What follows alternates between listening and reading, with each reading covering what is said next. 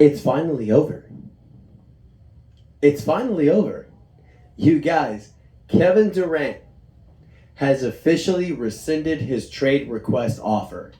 He is officially staying with the Brooklyn Nets.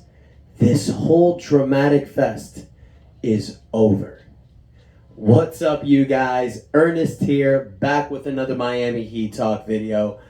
I got a lot to get off my chest, so sit back, relax, enjoy this video. Before I start talking, you guys, do me a favor. Go ahead and hit the like button. Subscribe if you're not already subscribed. Hit that notification bell so you can get all my updates.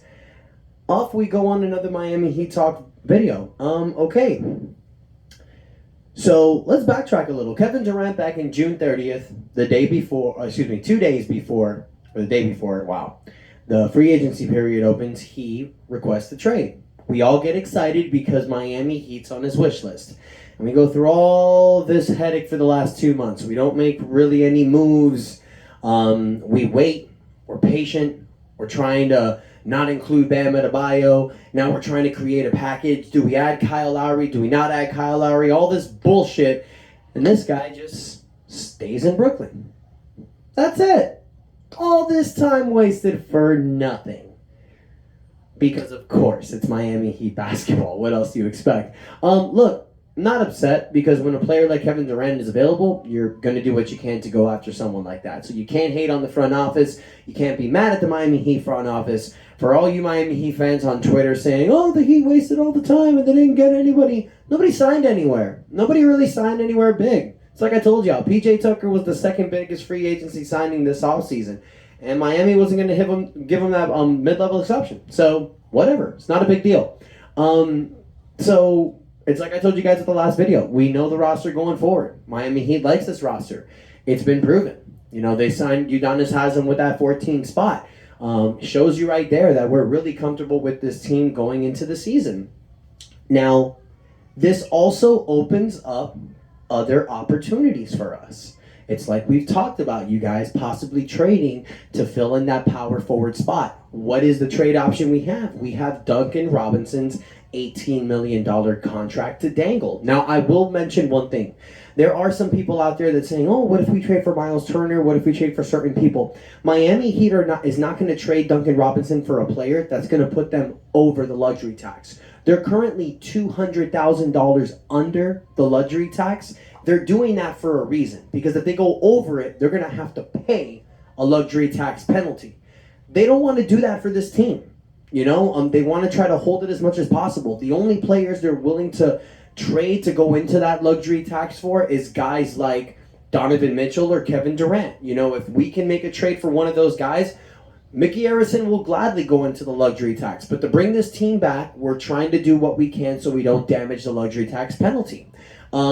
So that's why you're not seeing a lot of moves. Now remember, Miami Heat still have the $4 million biannual exception, and they still have $4 million left on their mid-level exception. Why am I saying that? It's because we have a 15th spot open, and we can go ahead and make a move late in March if a player gets bought out. You know, after the trade deadline, there's that little period where players get bought out, and Miami Heat can jump and grab one of those guys. So that's why we're leaving this 15th spot open. And if we make a possible trade for Duncan Robinson, it has to be for a player that's making equal or less to what Duncan is making. I.e., you got a Jay Crowder making about $10 million. You got Harrison Barnes making about $16 million. Those are the guys in the sweet spot Miami can make a trade for. But what's next for this team? What's a big whale or a big orca we can go after? Well, I said his name recently. We've talked about it. You guys all know about this. Donovan Mitchell. Donovan Mitchell is where Miami is going to shift their attention to now. So that's why you're not going to see an immediate trade for a power forward, because Donovan Mitchell's name has been mentioned in the past. So what Miami's going to do is they're going to see what happens with the Donovan Mitchell front. I'm telling y'all right now, Danny Ainge runs that team. Danny Ainge and Pat Riley do not like each other. So I don't see a deal possibly happening. Danny Ainge is trying to trade rape the New York Knicks. Picks that we don't have. What we do have is an asset. We have Tyler Hero. We have Duncan Robinson. So with the Utah Jazz, that's what you can dangle. It's like, hey, I can't give you draft picks, but I got Tyler Hero. And it's like I told y'all, with a lineup of Kyle Lowry, Donovan Mitchell, Victor Oladipo, Jimmy Butler, and Bam Adebayo, I'm good with that lineup. We compete with the best in the Eastern Conference with that lineup. But with that said, you guys, I love me some Tyler Hero too.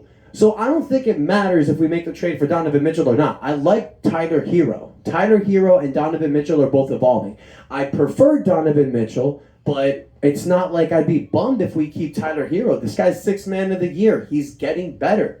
He's progressing. Now, I cut a video, does he deserve a max extension a few weeks ago? I don't think so, but the dude's a great player. So another thing that I want to kind of reassure Heat fans with, because now we're not getting Durant. Possibly. You never know what's going to happen. But as of right now, we're not getting Durant. The Donovan Mitchell deal now seems far-fetched. So I understand that the casual Miami Heat fan is going to sit down and is going to say, damn, this happened in 2020. As you hear my daughter's crying because she's basically being a part of the Miami Heat fans, the negative Miami Heat fans that's down, that's thinking, damn, this is 2020. We went to the NBA Finals. We went far in the season. Then the next year, we ran it back, and we got blown out in the first round. I want those people to calm down, because I'm going to tell y'all right now, the 2023 season is going to be nothing like the 2021 season for a few reasons. First and foremost, the 2021 NBA season was literally 2 months after the bubble ended. So the Heat players were exhausted, okay? Also, you had COVID that hit the team like an MFer, so the team really couldn't get their gel rolling. Then, by the time they got into the playoffs, they were just gassed out. They were spent, okay? So that's one reason. But another reason, this 2023 team is a lot better than the 2021 team, I feel. A lot better. Jimmy's is in an elite level, I feel. I feel he's really proved himself as a top 10 player now. He's shown it. Bam Adebayo's also grown out of his shell. Tyler Hero, I think, is going to come up. You got Kyle Lowry coming back. Kyle Lowry, this is a revenge season for Kyle Lowry. And not just Kyle Lowry, Victor Oladipo. These two guys have got something to prove coming back this year. So I call this our big five, our closing five for that fact. You got Bam, Jimmy, Tyler, Victor, and Kyle. That's a dangerous closing five, you guys. Let's not forget you got Max Strus's lethal shooting. Gabe Vincent doing his thing as an amazing backup point guard.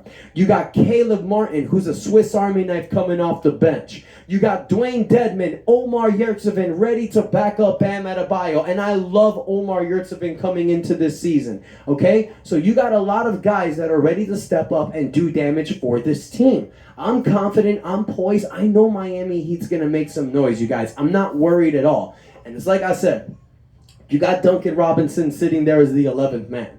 So let's see what happens. Either you make a trade and bring someone that's immediately going to help, or maybe Duncan can get his spot back. I believe in Duncan, man. I love Duncan. Dude, when dude is on fire and he's got that look in his eyes, he's the most lethal shooter. I don't know what happened last year, but I know he's going to come back and earn his spot. So I'm liking this Miami Heat team, you guys. I think we got a lot of dog-like mentality players. Udonis Haslem is leading them, and this team has got a chip on their shoulder. They're pissed off about what happened last year. Victor's going to be fully healthy. Kyle Lowry's going to come back in probably one of the best shapes he's ever been. Tyler Hero and Bam Adebayo, it's like I told you guys, they need to evolve. Bam needs to evolve in the offensive level, but you've been seeing it. Lately in the Pro-Am games, Bam has been stepping up his offense.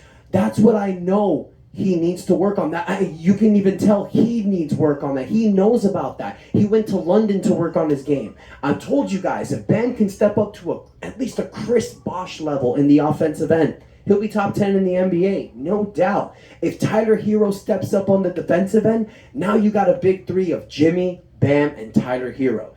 It's Tyler's 4th season. It's time to break out. I know he can do it, you guys. I'm excited about this Miami Heat team. I want to know what you guys think. Are you finally done that this Kevin Durant drama is over? How do you feel about this 2023 team coming into the season? Who would you like to trade Duncan Robinson for? Or would you like to keep Duncan and see what happens? I think this shooting guard competition in training camp is going to be one of the best in Miami Heat training camp season. You got 4 guys competing for a starting spot. Max Strus, Duncan Robinson, Tyler Hero, and Victor Oladipo. It's going to be crazy, you guys. I'm excited for the 2023 season. Let me know what y'all think in the comments. Most importantly, hit the like button and subscribe. Thank you guys for your support and love. And until next time, your boy Ernest out. That's enough said.